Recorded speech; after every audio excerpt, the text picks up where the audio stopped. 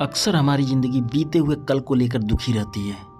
कहीं किसी का साथ छूट गया हो या किसी मंजिल को अधूरे में छोड़ दिया हो तो वक्त गुजरने के बाद वो हमारे तकलीफ़ का कारण बनता है और हम उसके बारे में सोचते जितना है उतना परेशान होते हैं। जहाँ किसी की तरक्की का चर्चा शुरू होता है वहीं हम अपने बीते दिनों को याद करके रोने लगते हैं और इस सोच में डूब जाते हैं कि काश हम अपने काम को अधूरे में नहीं छोड़े होते तो आज हम भी कुछ होते हैं और हमारे भी चर्चे लोगों के जुबान पे होते हैं। बीती हुई ज़िंदगी को सोचने से कुछ हासिल नहीं होगा, उल्टा तुम अपनी वर्तमान ज़िंदगी को बर्बाद करोगे। अपने आप को इस ख्याल से निकालो कि तुम्हारे पास समय नहीं है। अब अपनी सोच का दायरा बढ़ाओ और अपने आप पे ये विश्वास दिलाओ कि पास्ट में तुम्हारे हारने की वजह तुम्हारा तुम पर भरोसा न होने का कारण था और इस वजह से तुमने अपनी मंजिल को अधूरे में छोड़ दिया। और अब तुम्हें ये बात समझ में आ गई है कि मेहनत कभी बर्बाद नहीं होती।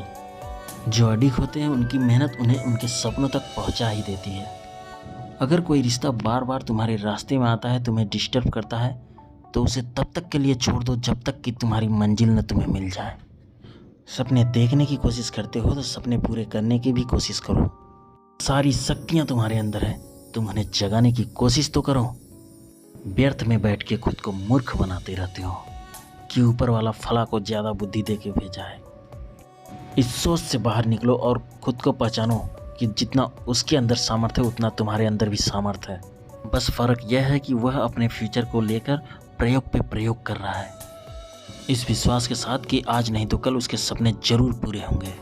वहीं तुम्हारी सोच यह है कि तुम्हें मेहनत करने से पहले ही आराम चाहिए होता है। तुम्हें अपने फ्यूचर से लड़ने में मज़ा नहीं आता है। ये याद रखो, लोहे को तब तक कोई नाम नहीं मिलता जब तक कि वो तब कर कोई आकार नहीं ले लेता। तुम्हारी तकलीफ़ वो कोयले की आग है जो तुम्हें लोहे की तरफ पिघलाकर एक नया पहचान दिलाती है, और जो अपनी मुश्किलों से टूट जाते हैं वो कच्चे लोहे की तरफ बेकार हो जाते हैं। संघर्ष के दिनों में इंसान अकेला होता है, लेकिन मंजिल मिलने के बाद उसके पीछे संघर्ष करने वालों के जमावड़े होते हैं। जो कल तक तुम्हें गालियाँ देते थे आज वही तुम्हें सुनने के लिए उतावले होते हैं, क्योंकि तुमने प्रूफ कर दिया कि संघर्ष से लड़ने वाला इंसान जीतता जरूर है।